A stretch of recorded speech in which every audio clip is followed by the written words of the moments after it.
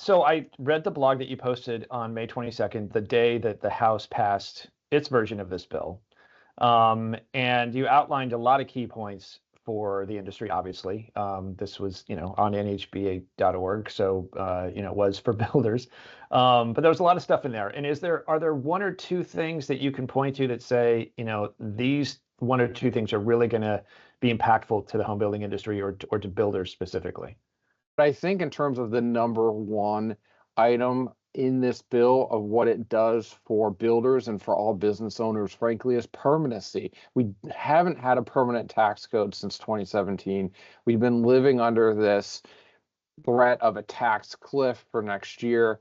If this bill passes, almost everything in the tax code will become permanent features. Now, certainly at some future point, Congress can revisit that, but that's a lot different from having a forced expiration date, and that would be removed. So I know for a lot of our members, just for planning purposes, it's really difficult to make business decisions wondering what's your tax rate going to be next year, what's going to happen with this provision, and hopefully this will settle some of these questions for a long time. When you talk about the tax cliff or this tax hit that would happen if the 2017 law was allowed to expire, help people understand what that really means in terms of, who's going to get hit, how's it going to affect their taxes or what? I just don't know if everybody understands what that really means. Yeah, that's a great point. So in the 2017 in the Tax Cut and Jobs Act, the only permanent change was really to make the corporate rate permanent at 21%. So they dropped the corporate rate. That was made permanent. Everything else, all the other tax cuts were made temporary. So that includes all of the marginal tax rates paid by individuals. And for the vast majority of our members and those in the home building industry, you're a pass-through business. This is about what you're being taxed at as a pass-through business because you're paying your taxes on your individual form. Provisions like the 199A deduction, that 20% deduction for pass-through business income, that was set to expire. So you actually had a very concerning sequence of events where if everything were to expire next year, not only would the marginal tax rates go up and the amounts on the brackets would also drop down. So you'll see income at a higher bracket at an earlier point hit. So if you're a pass-through, you'd be potentially competing against corporate entities at the 21% rate, but facing a top marginal rate at 39.6% without the 199A deduction. So it's pretty substantial. And for our customers out there, this would also cause an economic effect that probably wouldn't be extremely positive when you realize on January 1st, that first paycheck as an employee that you get next year is probably going to be smaller. The standard deduction would go down, and that would have a fairly significant effect for the vast majority of taxpayers in this country. So there's really not a lot of taxpayers who, in one way or another, weren't set to face a tax increase next year. So it's really quite a significant one. Another issue too that comes to mind is the estate tax. Very important in our industry. A lot of family-owned businesses being able to, again, another point of why tax certainty is really helpful. In next year, the exemption is set to dramatically reduce absent congressional action. So that would affect the planning that a lot of family-owned businesses are going through. There's just a whole significant universe of tax changes that would basically go back to where we were in 2017. It seems like a long time ago. A lot of businesses probably forgot about it. But if they went back and compared, they were probably paying a lot higher tax rate then. So you mentioned the standard deduction, and I want to kind of play off that and its impact on the mortgage interest deduction, which I know that NAHB has championed as a means to homeownership, a sales incentive to some degree, certainly a tax benefit. to those that have mortgages and itemize. How does the bill address what the 2017 Tax Cut and Jobs Act did in terms of raising the standard deduction and basically diminishing the value of the mortgage interest deduction? Yeah, this is definitely one of the more, I think, interesting interactions, but also a policy challenge for us both now and in the future. And I think as an industry, this is an area where we need to put continuing thought on how we incentivize home ownership, how we utilize the tax code. If you go back to, so in 2017, in the Tax Cuts and Jobs Act, that bill basically doubled the standard deduction. And just if you're, doing your tax calculations, you itemize when your itemized deductions exceed the standard deduction. Otherwise, you're going to take the standard deduction because it's going to save you more money. Just basic, whatever's going to get you the best deal. That's what you're going for. So when the 2017 tax law nearly doubled the standard deduction, we saw that effect, Rich, that you just described, of a lot fewer taxpayers than were itemizing, which means we saw a significant drop in taxpayers using the mortgage interest deduction. So a couple different thoughts here. One is just in terms of a policy discussion. I do think, and NAHB believes, that we should be looking at how we incentivize homeownership and making sure that the homeownership incentives in the tax code are directed towards the folks who are going to most benefit from it. And there are some potential ways that we could improve how we deliver that incentive through the tax code. But for now, for what we're looking at, this isn't really a reform package. This is a package of let's keep the tax code as it is. Let's make things permanent. So we were also focused, though, on other risk points within it. For example, the second home deduction, as under the mortgage deduction, has always come up as an area of controversy, but it's a very misunderstood component of it. So I love talking about it. For our industry, the second home deduction plays two important roles in just the mechanics of people buying and selling a home. If you own a house right now and you sell it and buy a new house, you've owned two homes in the same year. Under the tax code, you can only deduct your interest from one home per year as your primary residence, even if you sell it. So your ability to deduct the interest on both of those houses if you move in a calendar year is the second home deduction. That transitional element is embedded into it. Similarly, if you are a home owner, you have a lot, you've hired a builder, you're contracted out, but you as the homeowner have taken out a construction loan. Under the second home deduction, you as the homeowner can deduct the interest in that construction loan for 24 months while you live in your existing home. So those are really important side components that often get lost. So for our focus for this, we became very defensive of the existing tax rules. But the other thing I want to point out, shifting a bit into the current bill, is that controversial state and local tax deduction has been a political pressure point since the 2017 law was enacted and that SALT cap hit for the first time in 2018. It actually had enough political effect in a handful of states to result in the Democrats taking over the House after that tax law. And then there were a handful of Democrats who said, elect me and I'll come fix the SALT cap. And they didn't fix the SALT cap, and then they got voted out of office. Now we have a new generation of Republicans who've taken over from those Democrats, and they want that SALT cap fixed. So what we've seen out of the House bill is a increase in the SALT cap from $10,000 to $40,000. There are some income phase outs in there, so largely directing it to households earning less than $500,000 a year, but that is going to result in an increase in itemization. So we will see a growth in claims to the mortgage interest deduction resulting out of that.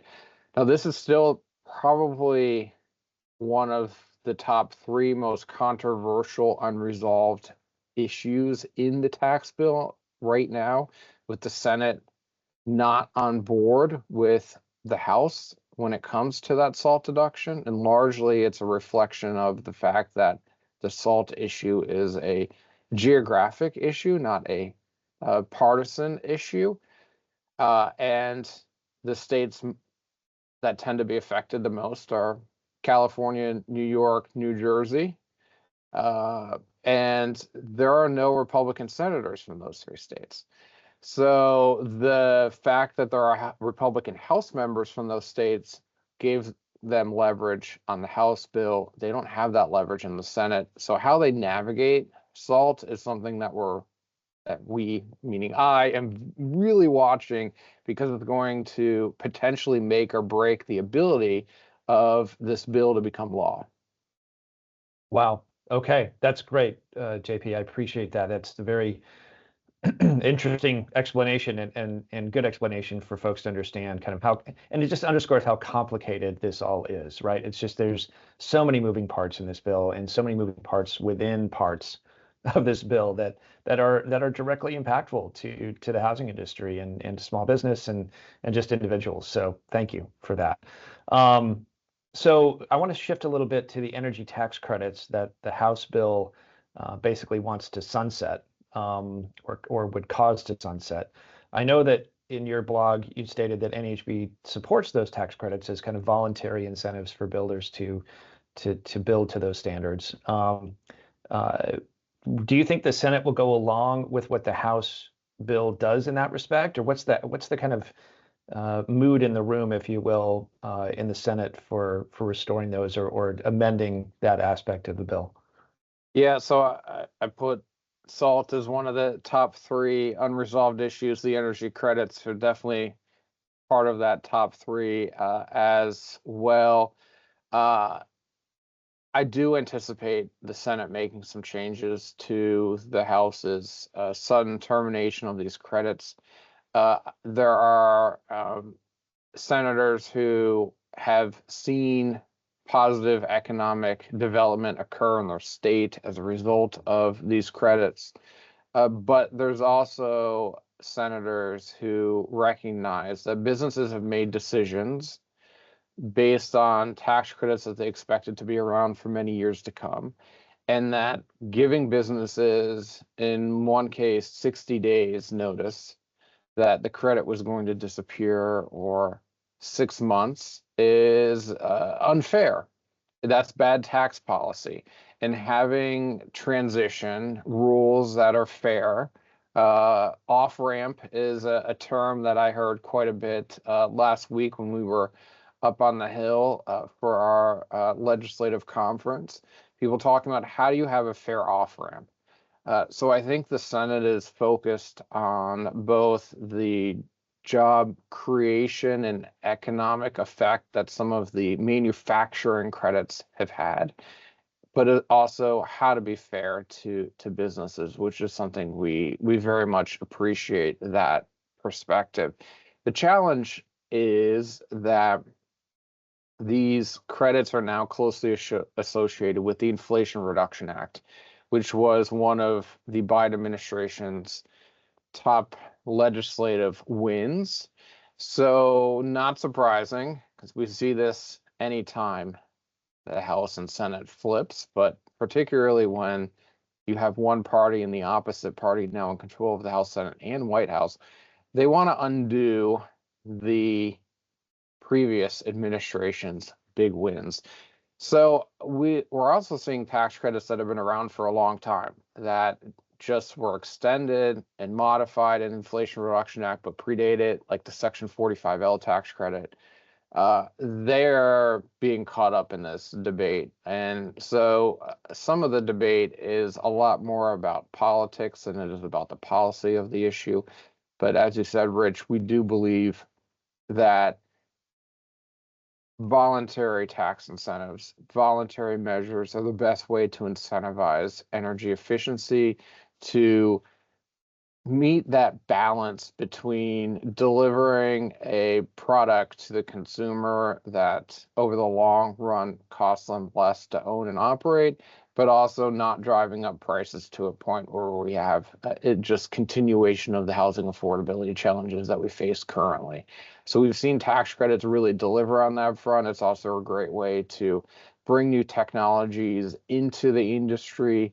I've compared it to the R&D tax credit. This is in a lot of ways the R&D tax credit for energy efficiency in the housing market. Let the early adopters get in, drive the market, drive down cost, and then that benefits everyone over the long haul. It would be a real shame if we do see these credits disappear, but I'm waiting anxiously to see, and I mean that seriously. I'm very interested to see which of these credits the Senate will save. I think that they will save several of them, but not all of them. And I'm hopeful that some of the ones that are used frequently in the industry, I mentioned the Section 45L tax credit, the 25D tax credit, and 48E tax credit are the other two. They are actually siblings in a sense. They are both solar focused, 30% credit. One's used by businesses, the other's used by homeowners. But that has been, those two credits have found a place in the industry, multifamily and single family. So I'm hopeful that we can see them continue. Okay, great. Thank you for that. Okay, last question I have, and it talks about some of the end of your blog in May about regulatory reform, workforce development, and timber production. And I'm curious, where you think the Senate stands in regards to retaining those from the House bill, or how they might amend those, and just the attitude of the Senate about those, any one of those three or all three of them together. So the Senate has some tricky procedural rules, and that leaves a bit of unknown force of whether everything that the House passed can make it through the Senate when we're using this budgetary process called reconciliation. So there are pros to using reconciliation, namely that one party controls all the levers of government. They can push a bill through. They don't have to deal with that filibuster in the Senate, meaning they don't have to negotiate with the Democrats, which is exactly what the Republicans are doing in this case. Democrats have used it in the past for when they have held the White House, and Senate. So that though comes with a drawback of you can't do everything you want in a reconciliation bill. There are limitations. The big one is that it has to have an effect on either federal spending or federal revenues. So things like regulatory reform, it becomes a little bit harder to draft it in a way that fits in with those requirements. So we will be seeing if that can survive, or if some type of modified version of that might be able to survive. Same with access to federal lands. I actually think that we may see that survive, because there's a way to put a cost on that access and potentially make it so that it makes it through the vetting process for these things in the Senate.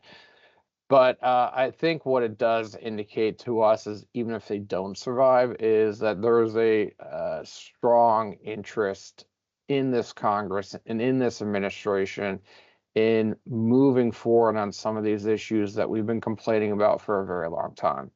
One is we've never produced enough timber in this country domestically to meet our needs, and we obviously face tariffs on imported lumber from Canada. Those tariffs are expected to double later this year as part of an annual review process that happens.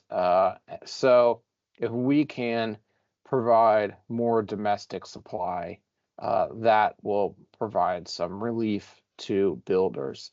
And then the other part is regulatory cost. They account for just a significant amount of the cost to build single family and multifamily. So we want to drive affordability and housing accessibility in terms of making it possible to become a first-time home buyer, keeping that American dream alive, we have to address the regulatory environment we're in. So even if it doesn't make it in here, I think it sets it indicates to us that these are issues that there's a lot of interest in Congress working on, and we can try to use normal, regular channels to advance them once this reconciliation bill is done. Thank you, JP. Okay, we're at the end of our time that I asked of you, but certainly if there's something that we didn't touch on that we should touch on, I want to give you that opportunity. But also, I know, like I said, you're swamped, so I want to let you go and get back to work. There are a few other things just I think worth mentioning in terms of this bill and the industry. One is the low-income housing tax credit, which is a tool to finance the construction of affordable rental housing. It's something that NAHB has been very supportive of. It goes all the way back to the 1986 Tax Reform Act. There are 3 provisions in here to expand resources for that program. It's actually quite remarkable. If you go and look through the House bill, you'll find 2 elements in common. One is that the provision is either an extension of that 2017 Tax Cuts and Jobs Act, or the provision is associated with one of President Trump's tax priorities. And the only real outlier in this entire bill is the low-income housing tax credit. There's a lot of other great tax ideas that did not make it in here, but we've been working very hard to build up the bipartisan support for LIHTC. So it was really pleasing to see that included in there. And I always like to point out that I think LIHTC has a bigger effect than I think, even if you're not in that space or even in the multifamily space. If we really want to solve the housing market changes, and we have a lot of points where the wheels locked up, either it's, you have a homeowner who's never going to move because they got a great interest rate, but you have renters who are rent burdened. There's a lot of Americans who find themselves in this situation. If they have an option to move from a apartment that they cannot really afford to one that they can afford, it also takes off stress off the market rate side of things as well, frees that unit up for someone else. So it has a lot of positive effects throughout the chain. So if we can just add in a way to solve the issue of getting more people into that entry-level home, then we have the potential to get that housing wheel, which has become a little bit stuck, moving forward again. So we're excited to see that in there.